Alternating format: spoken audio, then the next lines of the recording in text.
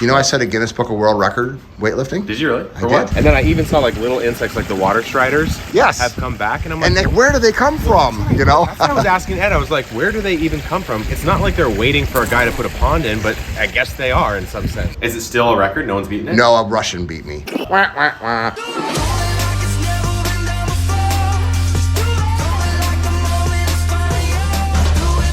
Welcome to living the Aquascape lifestyle. Okay, I'm excited. This is my first visit to Kevin of Epic Gardening fame. Ed Ballou, the pond professor, came out here, I think about 4 or 5 months ago, and put in a beautiful Aquascape ecosystem water feature with rainwater capture. I think one of the top gardening guys on all of the internet, and this is his really cool place. Yes, you think this guy's into gardening? Look at this place. Oh, I've never seen that. There's a koi painting mural on the back wall there. I wonder if he added that after the pond.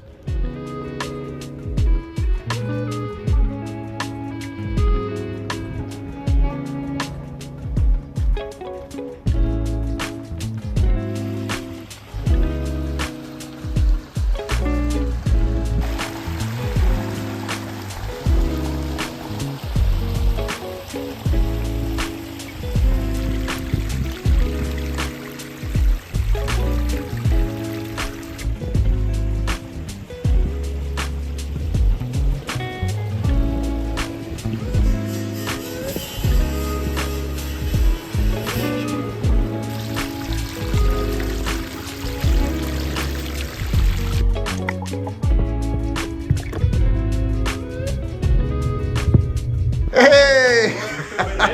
We came around the back. Wow. Good to see you, buddy. The man himself. How's it going? It is. Kirk's here. Hey, Kirk. The man himself. What's up? Good to see you, man. What's up? So this is the homestead for like 2 years now? About 18 months. You got 2 lots or something, right? It's actually not 2, but it's 1, and the lot's 100 years old, and they made a rule you can't subdivide. And so this particular area just is big, which is really rare in San Diego. Wow, that's cool. You know what my favorite thing is so far? Huh. The weight room? The weight room. This is awesome. I gotta use it more.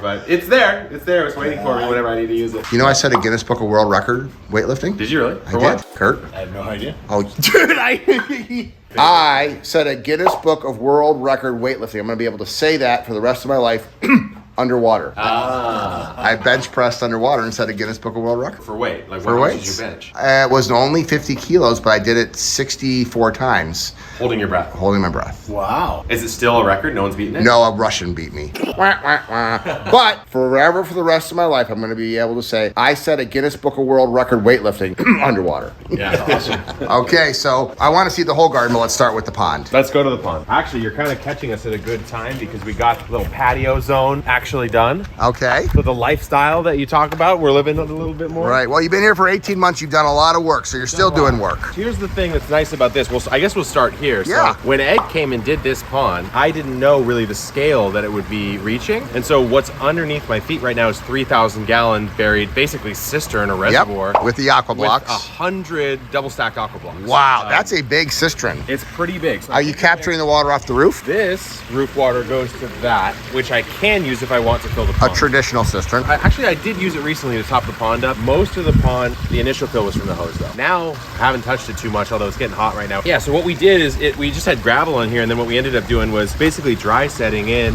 3-inch flagstone, and then putting some of these river rocks that are in the rest of the pond in, so you kind of have this walkable, yeah, it looks great, enjoyable patio. And then here's the vault. There's the vault. Yep, the pump vault. Yep. And that's where the pump sits down there. So we got a nice amount of water in there right now, although we are losing more because of the heat right now. But you've never filled it up once in 5 months. I have filled it up. I filled it up with the rainwater. Okay. Right there, but not much. Yeah, not much. Topped it off. Just maybe a couple 100 gallons or something. And so one of the things that we're going to talk about on here is because there's so much water underground, not exposed to the sun, you're going to get even that much clearer water. Yeah, the water's been really clear. I've had a couple algal blooms that have really almost sorted themselves out. It's an ecosystem. And then one time what I did is I had a lot in the bottom. I kind of just pulled a little extra out. Just the string algae. Yeah, I had the string algae. I just took a rake. I pulled some out. I don't know if that's the right move or not. Yeah, that is. You just remove the nutrients. So it worked out. So string algae is natural. When you have full sun like this and you have nutrients, especially on a newer pond, you're going to get string algae growth. There's 2 ways to get rid of it. Manually removing it or add an ion gen that releases copper, gets absorbed by the roots of the algae and it just pops off. Which I have over there. So I need to set that up. The ion gen. Yep, I've got the ion gen from you guys. It's underneath our little beautiful log there, but I need to set it up. I haven't fully set it up yet.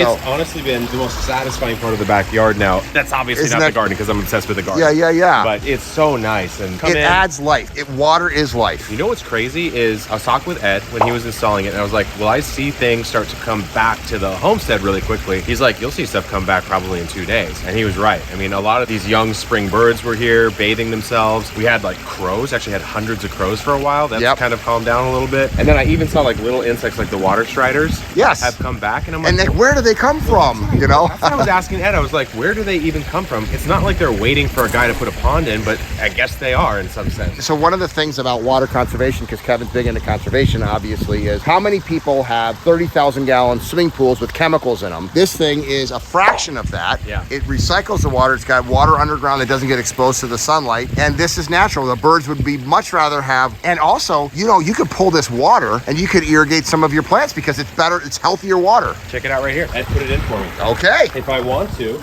I can use the walrus pump that we have. Yes. And I can hook it up here. I actually hooked the walrus up to my rainwater. There's the walrus, so I can pull from the rainwater out into the main front garden, or actually we'll irrigate overhead. Rainwater is so much better than city water that's been treated for the vegetables and plants that you're growing. Yeah. So like as we move into summer, we'll probably run out of the rainwater. I'll switch the pump over to here, and then I can water. Here's my idea. Because of course the pond is lined, and so the pond side would be not as wet as a normal pond side would be, the soil, right? And so what I want to do is I want to put the walrus on here. Right there. Yep, right there. And I'm going to hook it up to my irrigation. This is what I need your help with, is actually what do I landscape around the pond? We talked about this at dinner last night. So I want to use the pond water to irrigate the pond side. Seems like it makes sense. If we're talking about plants here, the landscaping, the finishing touches. So right now, I wouldn't change a single thing in the water. I love the aquatic plants that you have. You know, I would change one thing. Okay. Here's what I would change. You see the umbrella palm that you have here? It's in the pots. Yeah. I would take it out of the pots. On a good winter, it'll stay year round. It might die back a little bit. But if you take it out of the pots, one thing, the pots are unsightly. And the other thing is that umbrella palm, those roots will grow all through the gravel if you plant it right into the gravel, and they'll pull the nutrients out that feed the string algae. And so that's the natural algae control versus ion gen, which is using copper. Yeah. So besides the manual, and we're talking string algae, we're talking this. This stuff, yeah. So this stuff is natural. It's healthy in a pond, but not too much of it. About what you have in there right now. But you'll have less string algae if you got bigger plants because they're sucking out the nutrients. And having the plants in pots like this will prevent their full growth. And this plant will grow so much better with the roots growing all the way through. I was thinking about kind of putting it maybe here and here, like right on this little